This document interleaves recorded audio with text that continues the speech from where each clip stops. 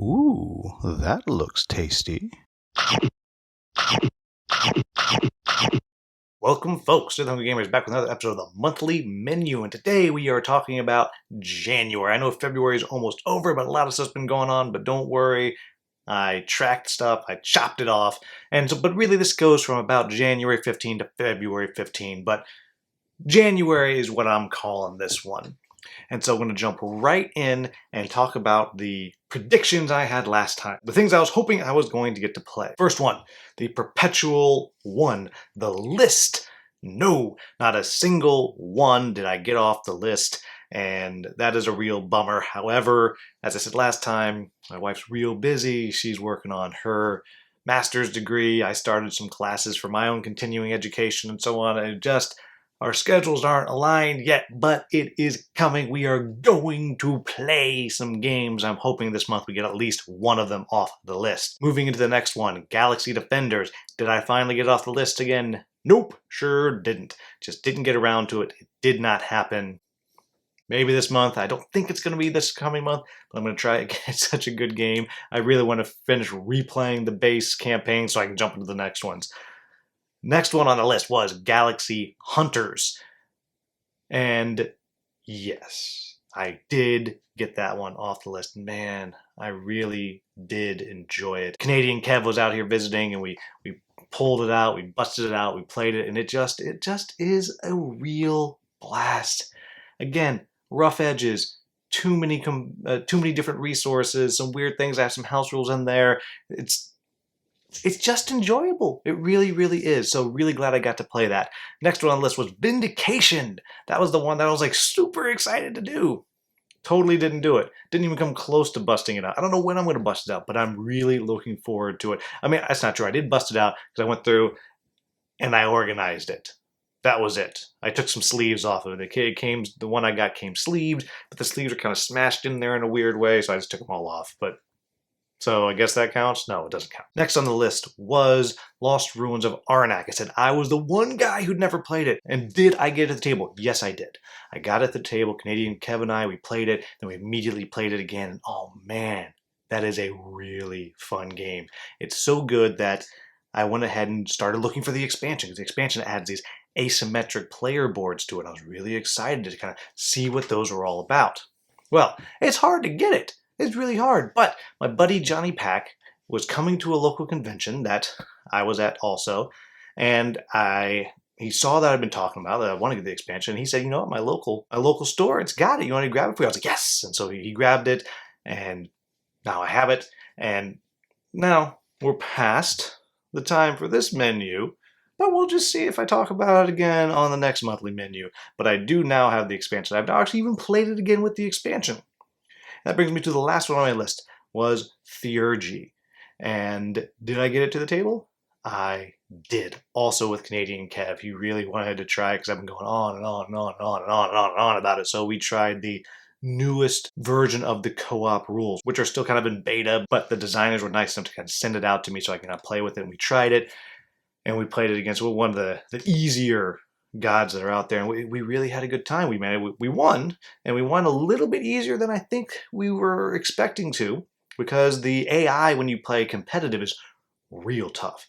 The AI does not mess around. It's real tough. It was a little bit easier in the co-op, but we really had a good time. I still love this game. Still a fantastic game. The Pledge Manager's closed, but keep your eye out for it because this game is killer.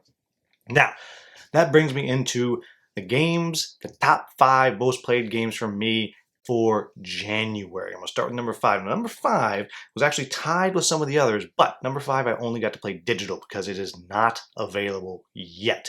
It is on the boat. I think it's supposed to dock maybe next week. I'm not sure, but this is called Planet Unknown, and I have played it solely on Sovereignty, who is, I guess, my digital board game overlord now. I don't know. I mean, they're pretty cool overlords, so I'm down with it right now. But that's the only place I've gotten to play. It plays great on Sovereignty. But that's the only place I've gotten to. And this is a tile-laying, polyomino style laying game. And the conceit is, at the beginning of each turn, one player is going to get to rotate the space station, which is a big old lazy Susan in the middle of the board. And each section has different shapes of tiles in it that you can use.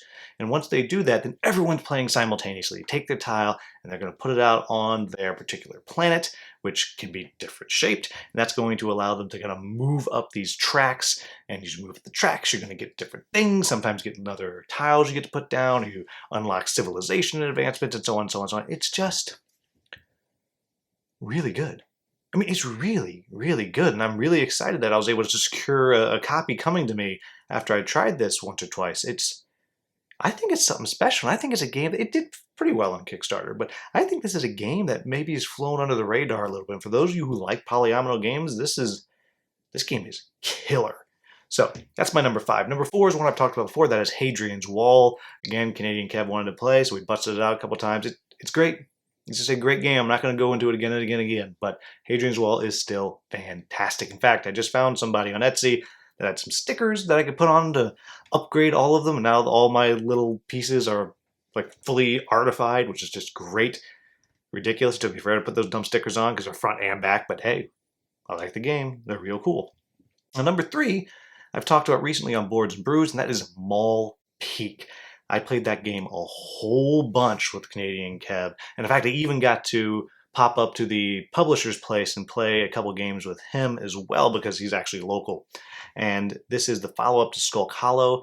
It has 4 new Guardians, and the 4 Guardians play not the same, but the same idea as the 4 Guardians from Skulk Hollow. So if you know how to play the Guardians of Skulk Hollow, you can play the Guardians in Mall Peak. But the other animal army, the bears, the Grizzer they're called, super different. And it's just, it's really good.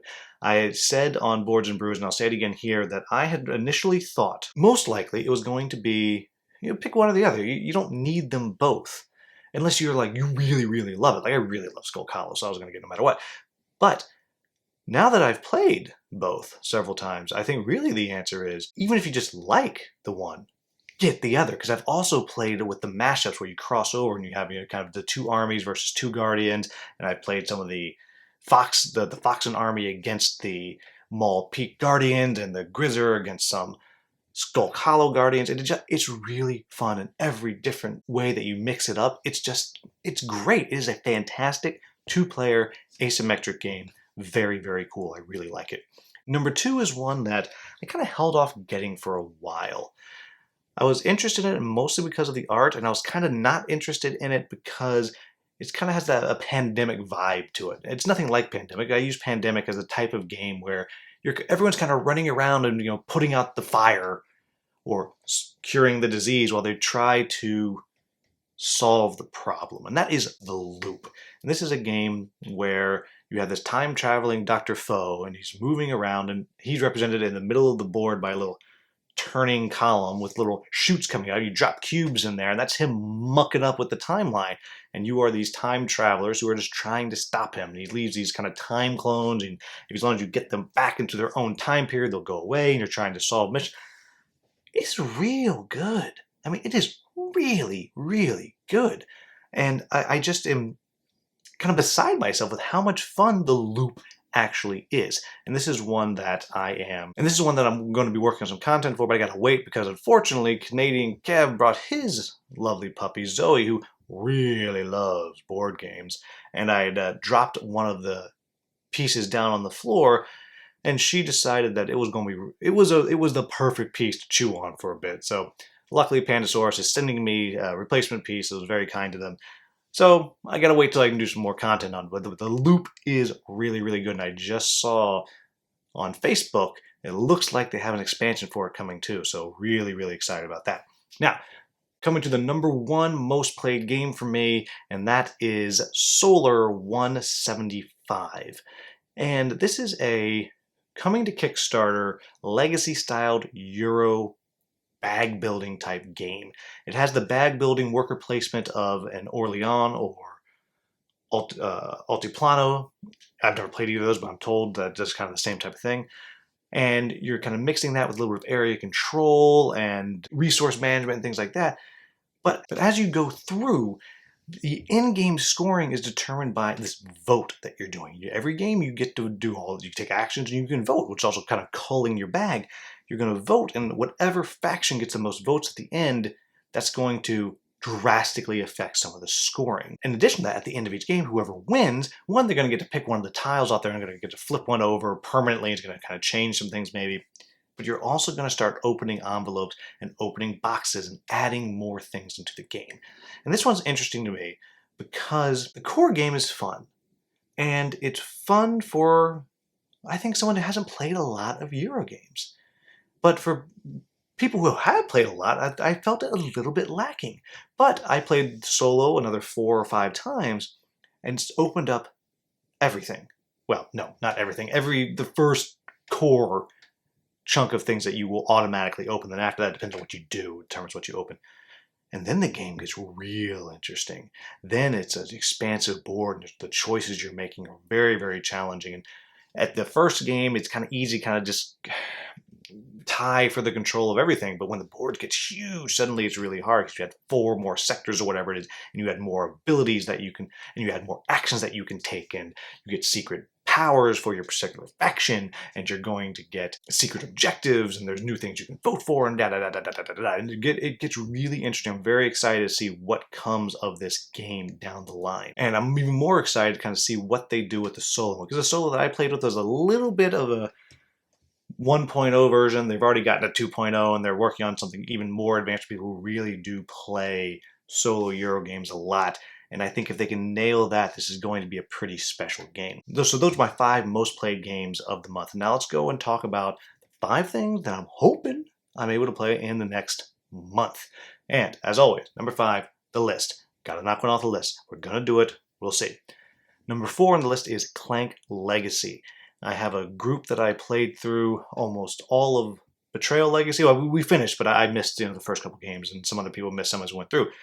But we're going to play Clank Legacy. I was lucky enough to be given it as a Board Game Geek Secret Santa gift, and I'm so excited about it. I took it immediately. I painted everything up, and I know we are going to play this at least once. It is on the calendar. We're going to do it, barring sickness or apocalypse. We are playing this game, and I'm so excited. Now, my number 3 here is one that is the biggest maybe, and that is simply because it's on the boat. I don't know when it's actually going to arrive. It may or may not arrive. I'm hoping it does, but we shall see. And that is Rise of the Gnomes. And this is an area control style game that is, it lives in the same headspace as Theurgy for me, except Theurgy kind of has this crunchy, kind of serious theme about these gods trying to come back in and influence the non-believers and all that, and I love it. The theme is nailed. This is on the other end of the spectrum. It's a game about brewing beer, and each player is a faction, a different fantasy faction. You might be the halflings, or you might be the genies, or whatever. All these different things. I don't know. I think there's like 20 different factions in this game that you can be. And you got your own microbrewery, and you are literally competing for customers and have the most breweries out there and do the best. And you're competing either against each other, or you play co-op in which you are facing off with the gnomes. And the gnomes are kind of like the Amazon mixed with Budweiser, right? Like they're out there and they get their stuff to everybody, but do you really want to support them? Probably not. You should be buying local. And so you're trying to squeeze into the market and keep the gnomes from just wiping everybody off the board. And it's a game that I really enjoyed when I got to preview it. And this is one, it's interesting. So as I think about this in Theurgy, right now, and again, as I said, they're both in the same headspace for me of the way they play and how much I like them. And Theurgy is one that I think is so good competitive, whether you add a bot or not. And good as a co-op game, and I enjoy it, and I would absolutely play it. Now, Gnomes is one that is good, and I will certainly play it competitive. But as a co-op game, I think it is fantastic. So good. So, anyhow, the point is I'm hoping it arrives, and I'm hoping that I get to play it, because I really, really enjoy this game. But probably not. We'll see. Number 2 is one that I've talked about before recently, and that is Folklore: The Affliction. I played it several times, and I put it away while I was waiting for the Rise of the Spire. Rise of the Spire? I don't know, something of the Spire expansion, because it changes up the combat rules a little bit, and I've heard it really adds a lot, and I was enjoying the game, so I wanted to add that in. So what I want to do is I want to get that, I want to learn those new combat rules, I want to put that into my existing campaign for Folklore: The Affliction, and then just kind of maybe finish up the first story as I go through. And really, I'm excited to do that. I really have enjoyed that. Now, that brings me to my number 1, and this is the thing that might make Folklore not happen, and that is Familiar Tales. It is coming. It is coming very, very soon. And this was my top game of PAX. I'm so excited for this game. I'm just so excited for it. That's all I'm going to say. So as soon as it gets here, I'm going to start painting. And that's what might keep me from doing, is if I don't get it painted. Because, I love this game so much just from my 30 minutes that I got to paint it. And until it's painted, I'm not going to play it. I'm going to be that guy. But that's my number 1, Familiar Tales. So there you have it, folks. That is the January monthly menu. As always, if you enjoyed this, please like, subscribe, and share. Thank you so much for watching. Have a wonderful, wonderful day.